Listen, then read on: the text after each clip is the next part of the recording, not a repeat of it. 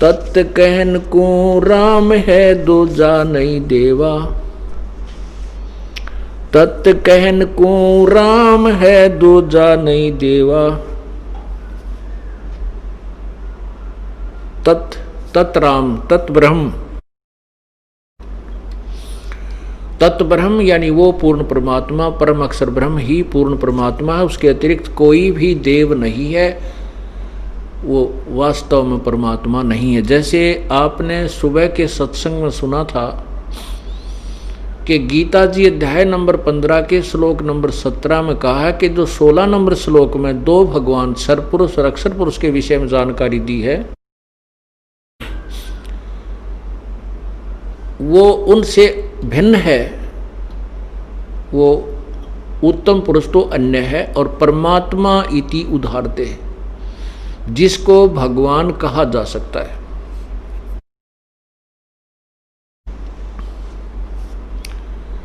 अपुण्यात्मा विशेष एक एक शब्द जो होते हैं सदग्रंथों के, वो बहुत गहराई और रहस्य से भरे हुए होते हैं। उनको तत्वदर्शी संत ही बता समझा सकता है। जन साधारण या ये ऋषि महर्षि जिनको हम बड़े विद्वान माना करते थे, तो बिल्कुल बालकां ते भी गए गुजरा ज्ञान था इनका। ये भक्ति मार्ग से कति अपरिचित थे। हठ योग, सिद्धियां प्राप्ति करना, इनका यही अज्ञानता का मार्ग था। इसी कारण से ये उवाबाई का ज्ञान जनता को देकर चले गई। अब इसमें गीता अध्याय नंबर 15 के श्लोक 17 में कहा कि उत्तम पुरुष है तो अन्य परमात्मा इति उदाहरते। पुरुषोत्तम सर्वश्रेष्ठ परमात्मा तो कोई इन दोनों से भी भिन्न है, सरपुरुष और अक्षर पुरुष से। वो गीता जी अध्याय नंबर 8 के मंत्र 3 में लिखा है कि वो परम अक्षर ब्रह्म है। और वही गीता अध्याय नंबर 15 के श्लोक 17 में कहा कि उत्तम पुरुष है तो अन्य परमात्मा इति उदाहरते। अब ये एक बहुत ध्यानपूर्वक सुनना कि उसको भगवान कहा जाता है, और वही तीनों लोकों में प्रवेश करके सबका धारण पोषण करता है। वो अविनाशी परमात्मा है। जैसे आपने परमात्मा की वाणी सुनी थी, इस झूठे सुख को सुख कहे ये मान रहा मन मोद, ये सकल चबीना काल का कुछ मुख में कुछ गोद।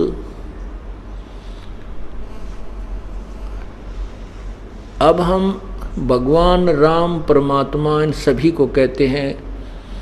विष्णु जी भी भगवान हैं, शंकर जी भी भगवान हैं, ब्रह्मा जी भी भगवान हैं, परमात्मा है। और क्षर पुरुष ज्योति निरंजन भी भगवान है, अक्षर पुरुष भी भगवान है। और अब गीता जी अध्याय नंबर 15 के श्लोक 17 में स्पष्ट किया है कि वास्तव परमात्मा उसी को कहते हैं, वो परम अक्षर ब्रह्म परमात्मा है। इनको भी हम भगवान कहते हैं। इनको भी स्वामी, भगवान माने स्वामी, मालिक, प्रभु, ईश, गॉड, अल्लाह, खुदा, ये उसी परमेश्वर के पर्यायवाची और भाषा भिन्न नाम हैं। श्री विष्णु पुराण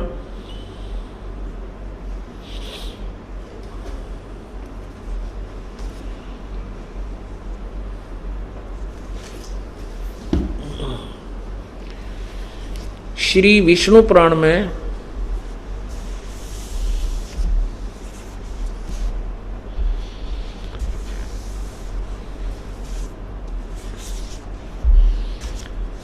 श्री विष्णु पुराण में कहा है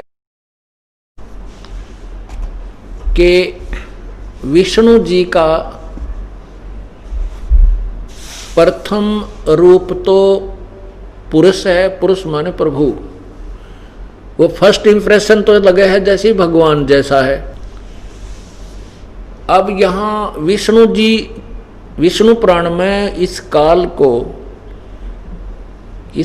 को विष्णु कहते हैं, कहा, क्योंकि ये अपने वास्तविक रूप में जो गीता जी का ज्ञान देते समय अर्जुन को जो वास्तविक रूप दिखाया कि मैं काल हूं, मेरा ये स्वरूप है, गीता जी के अध्याय नंबर 11 के श्लोक 32 में, और 47-48 में श्लोक में कहा है अध्याय 11 के में कि अर्जुन ये मेरा जो काल रूप है तेरे अतिरिक्त पहले किसी ने नहीं देखा, और ना किसी वेदों से, और ना कोई आगे देख सकता, और ना किसी क्रिया से, ना वेदों से, ना जप तप से, ना किसी यज्ञ से मेरे इस रूप को नहीं देख सकता। गीता जी अध्याय नंबर 7 के श्लोक 24-25 में स्पष्ट किया है कि ये मेरा एक अटल नियम है, अविनाशी नियम है कि मैं कभी अपने यथार्थ रूप में किसी के सामने नहीं आता, अपनी योग माया से छुपा रहता हूं। उसी के लिए ये काल क्या करता है, किसी को विष्णु रूप में दर्शन देता है, किसी को ब्रह्मा रूप में दर्शन देता है, किसी को शिव रूप में दर्शन देता है। इसलिए ये डिसीजन भ्रमित होकर के इसी काल के पुत्र विष्णु या शिव या ब्रह्मा को ही भगवान और सर्वशक्तिमान मानने लगे।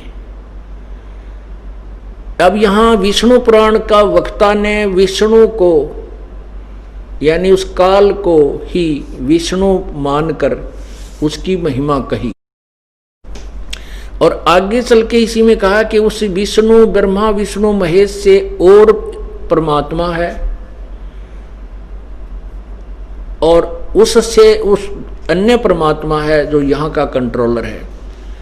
और फिर बताया है कि इस ब्रह्मा विष्णु महेश और प्रकृति से और काल ब्रह्म से भी एक और परमात्मा है। ऐसे ये उलझ पुलझ ज्ञान इनके पास था। यहाँ पर ये विष्णु जी को, उस काल को विष्णु कहकर संबोधित कर रहा है श्री विष्णु पुराण का वक्ता श्री पाराशर ऋषि। इसमें कहा कि विष्णु जी का प्रथम रूप तो भगवान है, पुरुष है, और उसका परम रूप काल है। काल उसका परम रूप है। ये देखिएगा श्री विष्णु पुराण गीता प्रेस गोरखपुर से प्रकाशित श्री विष्णु पुराण, नीचे देखिएगा श्री गीता प्रेस गोरखपुर से प्रकाशित, इसके अध्याय नंबर 2, ये देखिएगा अध्याय नंबर 2, ये है अध्याय नंबर 2, और पृष्ठ इधर देखना, ये प्रश्न नंबर 4, और नीचे इधर देखना ये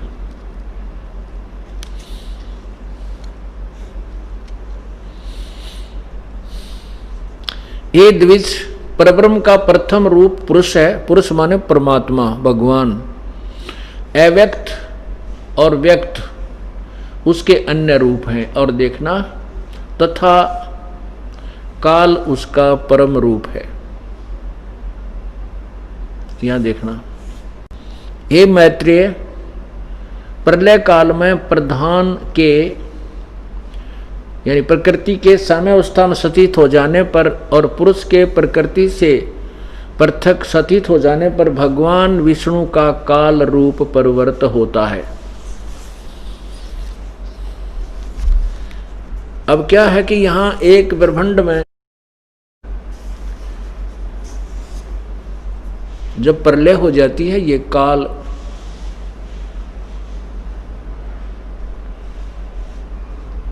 काल ये क्या करता है कि जैसे एक ब्रह्मांड के अंदर रचना करके तीनों पुत्रों की उत्पत्ति करके दुर्गा को सारी बागडोर संभाल के ये इससे अलग होकर के अपने 21वें ब्रह्मांड में बैठ जाता है। वह इसके ये अपने काल रूप में विद्यमान रहता है और नीचे के लोकों में आता है तो ये अपना शरीर बदल लेता है। अभी आपने श्री विष्णु पुराण अध्याय नंबर 2 प्रश्न नंबर 4 पर पढ़ा कि श्री विष्णु जी का प्रथम रूप तो पुरुष है, पुरुष मान प्रभु, ये भगवान जैसा लगता है और काल इसका परम रूप है। काल इसका असली रूप है, सही रूप तो इसका काल है, और वैसे ही भगवान जैसा दिखाई देता है। अब जो दास आपको प्रूव करना चाहता था पवित्र गीता जी अध्याय नंबर 15 के श्लोक 17 को, कि उत्तम पुरुष तु अन्य परमात्मा इति उदाहरत। पुरुषोत्तम यानी श्रेष्ठ भगवान, वास्तव में सही भगवान तो कोई क्षर पुरुष यानी ब्रह्म, अक्षर पुरुष अर्थात परब्रह्म से भी अन्य है, कोई और है। परमात्मा इति उदाहरत। एक बार पवित्र गीता जी के इस श्लोक को भी आप अपने नैनों से देखिए, फिर बहुत ही ज़्यादा दृढ़ता से आपके अंदर समा जाएगा और फिर सत्संग का आनंद अधिक आएगा। ये देखिएगा पवित्र गीता जी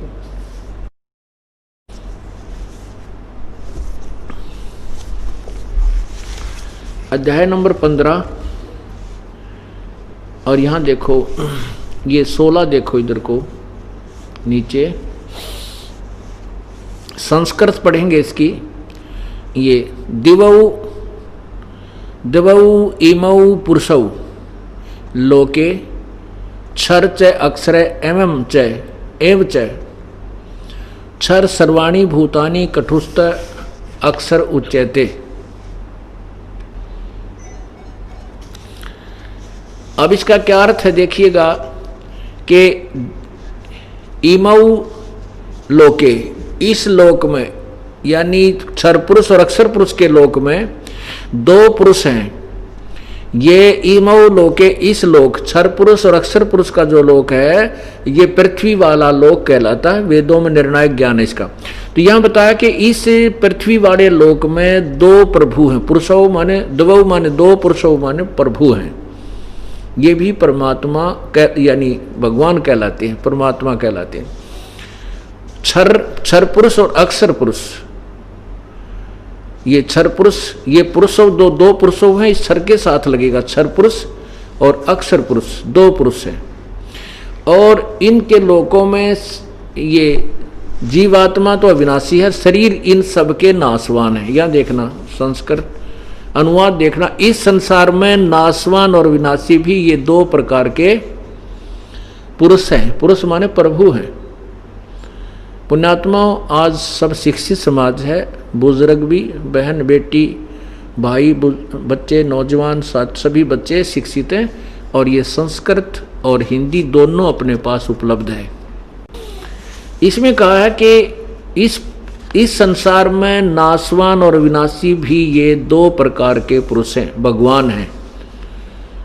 संपूर्ण प्राणियों के शरीर नाशवान और जीवात्मा अविनाशी कहा जाता है। और 17 में कमाल किया है, ये देखिएगा, उत्तम पुरुष तु अन्य, और परमात्मा इति उद्धारते, जिसको परमात्मा कहा जाता है वो तो इन ऊपर वाले दोनों से, क्षर पुरुष और अक्षर पुरुष से और ही भगवान है, और ही प्रभु है। और ये लोकत्रयम् अविश्य विभर्ति अव्यय ईश्वर है। अव्यय माने अविनाशी, ईश्वर माने सब भगवानों में श्रेष्ठ प्रभु। नीचे देखना अनुवाद इन्हीं के द्वारा, उत्तम पुरुष यानी उत्तम भगवान तो कोई अन्य ही है, जो तीनों लोकों में प्रवेश करके सबका धारण पोषण करता है। अविनाशी परमेश्वर परमात्मा इस प्रकार कहा जाता है। वैसे इसका सीधा अर्थ ऐसे बनता है, संस्कृत देखिएगा, उत्तम पुरुष तु अन्य, वो श्रेष्ठ भगवान तो कोई और ही है, और परमात्मा इति उदाहरत, जिसको परमात्मा कहा जाता है। सिंपल सा जो है ना सरलार्थ है इसका, कोई विशेष बात नहीं है। और आगे लिखा कि ये जो तीनों लोकों में, लोकत्रयम् तीनों लोकों में अविश्य माने प्रवेश करके, विभर्ति माने धारण पोषण करता है, और अव्यय ईश्वर वो अविनाशी परमात्मा। ये देखो, अव्यय माने अविनाशी इन्होंने लिखा है, विभर्ति माने धारण पोषण करता है, और लोकत्रयम् तीनों लोकों में अविश्य माने प्रवेश करके। अब हम इसको सीधा कर लेंगे, जो तीनों लोकों में प्रवेश करके सबका धारण पोषण करता है, विभर्ति माने धारण पोषण करता है, वो अव्यय ईश्वर है। वो अविनाशी परमात्मा है। परमात्मा इति उदाहरते, इस अक्षर को,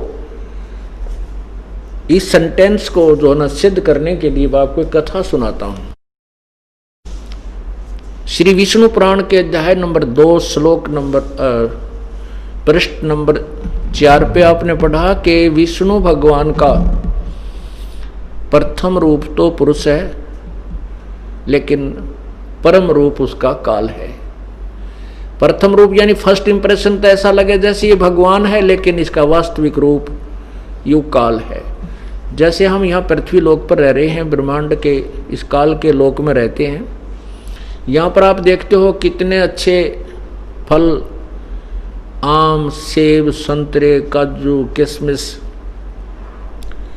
और कितनी अच्छी वायु चल रही है। पृथ्वी के अंदर बहुत मीठा जल, कहीं पर झरने बह रहे हैं।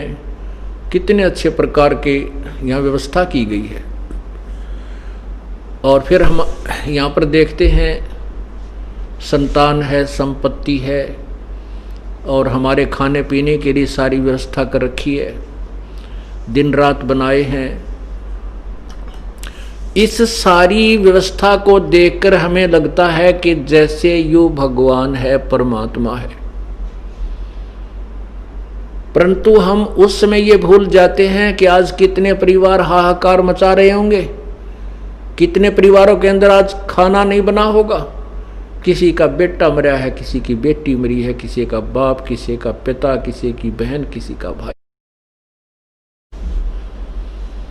तो ये उसका वास्तविक रूप काल है। अब जैसे एक कसाई बकरे पालता है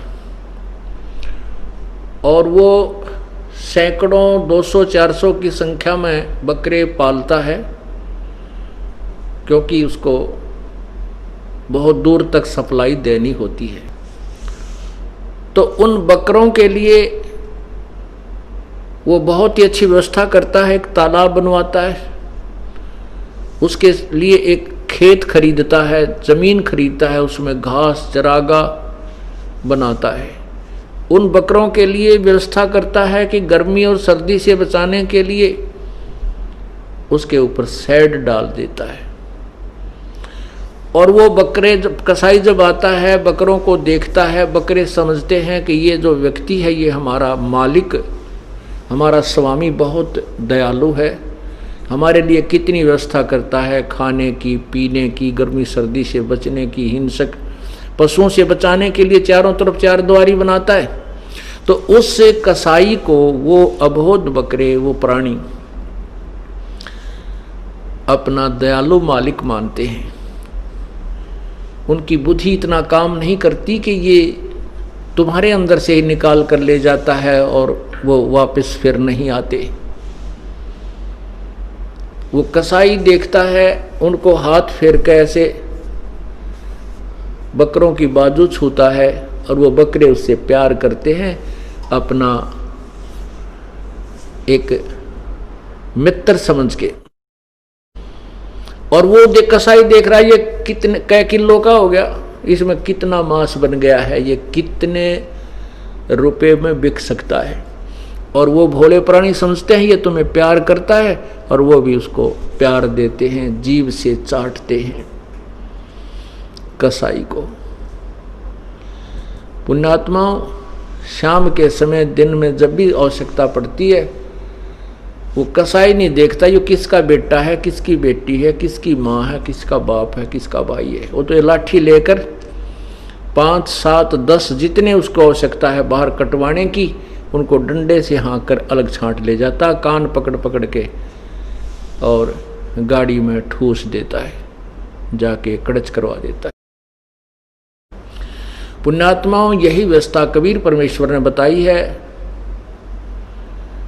कि काल कसाई हंसत है ये सर्वलोक को खाए। ये काल को कसाई संज्ञा दी है परमात्मा ने। और परमात्मा बताते हैं कि झूठे सुख को सुख कहे ये मान रहा मन मोद, ये सकल चबीना काल का भाई कुछ मुख में कुछ गोद।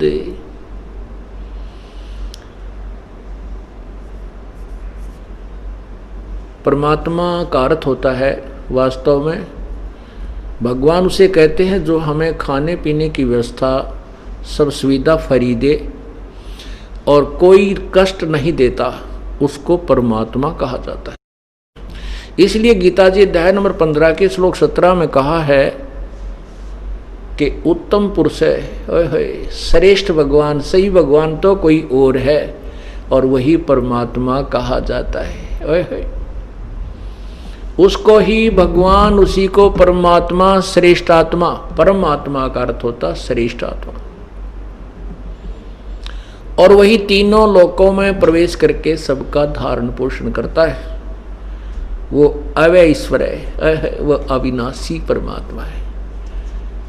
अब देखो पुण्यात्माओं, एक पॉइंट को क्लियर करने के लिए, एक कंसेप्ट को क्लियर करने के लिए कितने उदाहरण, कितने सदग्रंथ, कैसी स्टेटमेंट आपके समक्ष प्रस्तुत की जाती है ताकि आपका वो अज्ञान रूपी अंधकार दूर हो सके।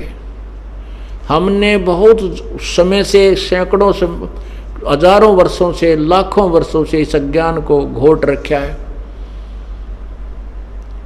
और अब ये परमात्मा का सूर्य उदय हो रहा है उस तत्व ज्ञान का। तो इसको आपके हृदय में समाने के लिए सभी सदग्रंथों का सहयोग लेना पड़ता है। जिन सदग्रंथों पर आप पूर्ण रूप से आधारित हैं, जैसे पवित्र हिंदू समाज के श्रद्धालु पवित्र चारों वेद, पवित्र श्रीमद् भगवत गीता, पवित्र 18 पुराण और पवित्र महाभारत आदि सदग्रंथों को एक एथेंटिक यानी बहुत ही प्रमाणित सदग्रंथ मानते हैं। उधर से पवित्र ईसाई धर्म के श्रद्धालु पवित्र बाइबल को अद्वितीय शास्त्र मानते हैं। इसी प्रकार मुसलमान धर्म के श्रद्धालु, पवित्र मुसलमान धर्म के श्रद्धालु पवित्र कुरान शरीफ को बहुत ही प्रमाणित शास्त्र मानते हैं। ऐसे ही पवित्र सिख धर्म के श्रद्धालु श्री गुरु ग्रंथ साहिब को एक प्रमाणित शास्त्र मानते हैं। इसलिए ये दास उन प्रमाणित शास्त्रों को ही सबके समक्ष रखता है कि तुम जिसको सत्य मानते हो कि उसमें जो लिखा सही है, वही सही ज्ञान ऐसा है, आपको वो ज्ञान प्राप्त नहीं है अपने ही खजाने से, अपने ही सदग्रंथों से आप परिचित नहीं है।